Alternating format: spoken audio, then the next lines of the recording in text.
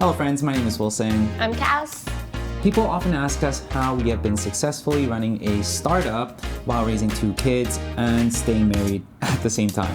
So today we're going to be answering some questions and giving lessons that we have learned throughout the years. So let's dive right in.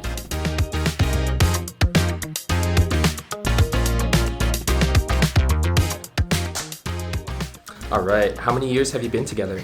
12 14! plus 2. When did you guys start working together?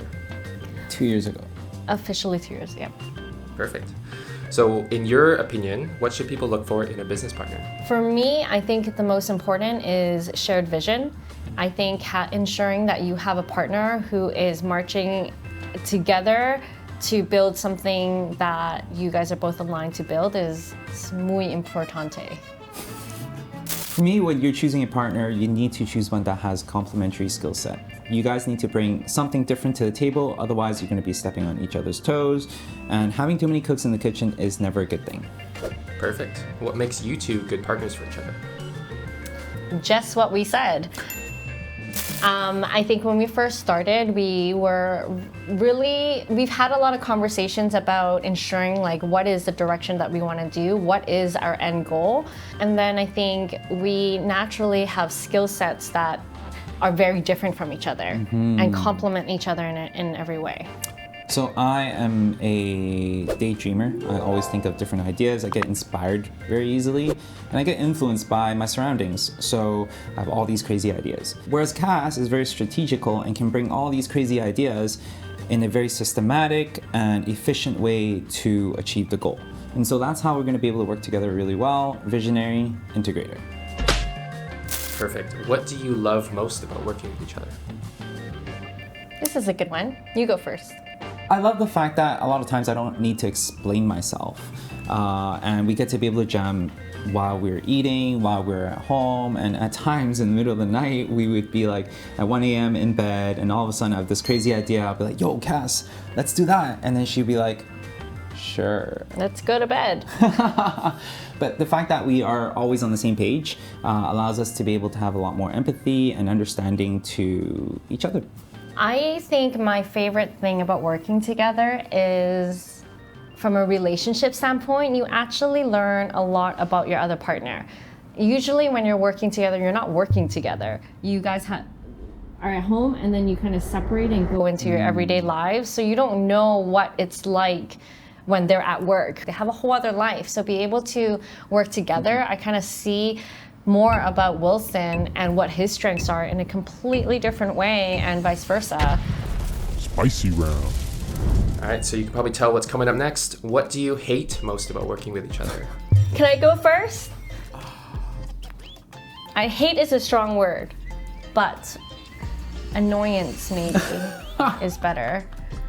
Wilson, as much as a visionary he likes to vision so much. He visions almost 10 times a day. So we're in the middle of a project, he would have a vision here, what about this idea, what about this idea? And a lot of the times it can be very distracting to explore different visions. So that's where I think I can balance and be like, no. And I think because we're in a relationship, it's easier for me to be like, no, you're visioning too hard right now. Well, to my defense, we leave no stone unturned. That's the reason why. We gotta explore all the different angles before we go ahead, because that validates what we're spending so much time and resources in building. That's the reason why. I can continue this Let me vision conversation. anyways. My annoyance of her is the fact that oftentimes she tells me to send my own calendar invites to her. I'll be like, yo, Cass, let's meet.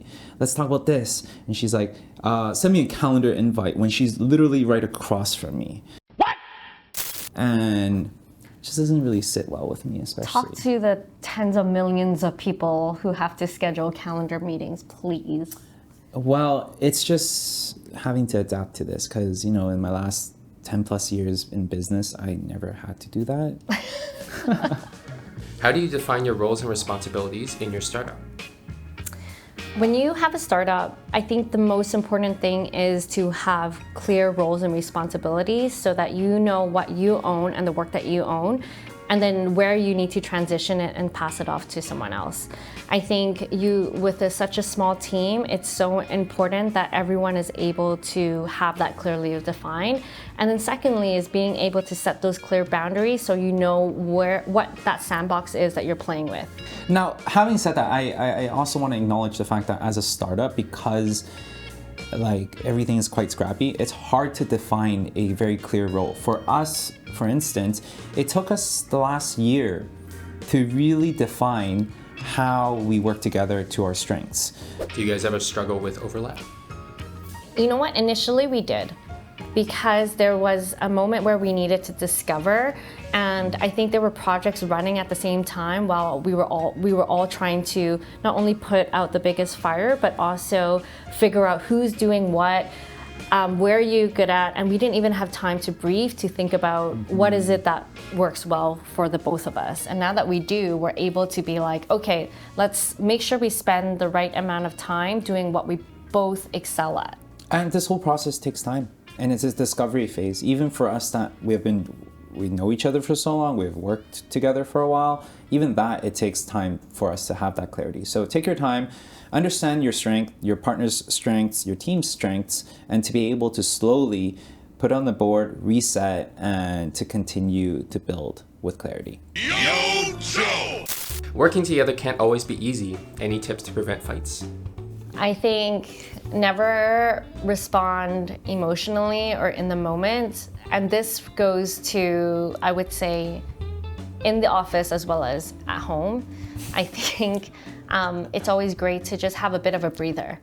And sometimes when you collect your thoughts, your emotions are kind of calmed down a lot more, then have that conversation. When it comes to work, schedule a meeting. Have it with a third person so that there's a neutral party to then you're a bit more, there's an external pressure that allows you to be like, okay, how can I think more logically so that I can respond or provide the right input? And at the same time, having an aligned vision, to Cass's point previously, is super important, because when it comes down to arguments or disputes, majority of the time is really just a breakdown in communication. But knowing the fact that where we want to go is the same place, it's just a matter of finding how to work together better. That allows us to be able to check our egos at the door, to not take things personally, and to be able to find a resolution in a way that is constructive. And that's part of the reason how we have been able to work together quite well. If you do end up fighting, how do you resolve it? I think most of the time, this is, I guess, the benefit of having a working and personal relationship, because sometimes when we get frustrated at work, some of the reflection and conversations happen at home. Come to dad. When we're kind of more in a neutral ground and we talk about, okay, well, I didn't like this at work because X, Y, and Z, or how you show up at work because X, Y, and Z. And that allows us to connect at a personal level, taking away the work material out of that conversation. For me, the biggest part is really acknowledging the problem.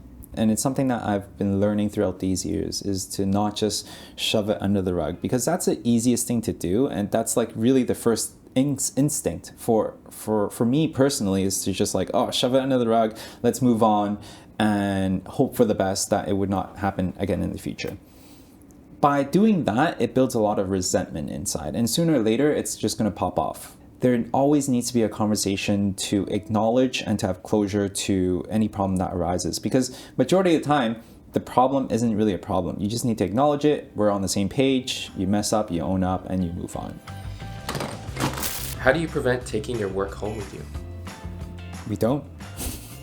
Sometimes I do take home my work, only because, for example, we might not have the time to have the conversation. And then when we're doing something that isn't taking away from our family time, then we might have conversations, like when we're driving and we've got a 20-minute drive, we can talk about something work-related. But having said that, we both prioritize our family time as number one. And so there's often times where Wilson would be like, hey, I want to have this or talk about this or this vision. And I'm like, no, we need to watch TV and this episode of Keeping Up with the Kardashians is on and I need you to simmer down. Now that we have a family, it's even more important for us to have these non-negotiable times, especially when we're all hanging out with the kids. And those are the moments that we choose to be all present in those moments. One of my biggest regrets is that I crossed that non-negotiable last year when we were at PNE. And midway through the theme park experience, I had to go to my car, take a call, and by the time the call was done, the kids' cast were walking into the car and I kind of missed out half of it, and it was just a there was just a lot of guilt, and I'm just like, oh man, I would never want to have this feeling ever again, to be able to miss out on these moments. So being able to identify your non-negotiables is very important, because ultimately when you're building a family and a business together, you just don't have the luxury of time. You need to be able to bring work home during the odd hours to be able to flush things out. So many times we would work at like 10 p.m. to flush out an idea, have a meeting at 11 p.m. just to figure things out. And then, so then that way we can set up for the next day. So learning to compartmentalize is key. Yeah, and being able to just clearly say no. When it's time to focus on your family time or whatever time it is. Your TV time? Your TV time is important. Amazing. Can I get a quick recap of your best tips for working with your significant other? Aligning on your vision and Complementary skill set. Complementary. Okay. Well, you know what? You can share and do the recap. I just want to make sure what the... Okay, go for it, go for it, go for it. No, please. Okay. So, my best tips would be ensuring that you find a partner who has a shared vision as you, making sure that you have a clearly defined role and responsibilities, and then ensuring that your partner also has a skill set that can complement your skill set so that you guys can both be able to excel in strengths to bring this vision together.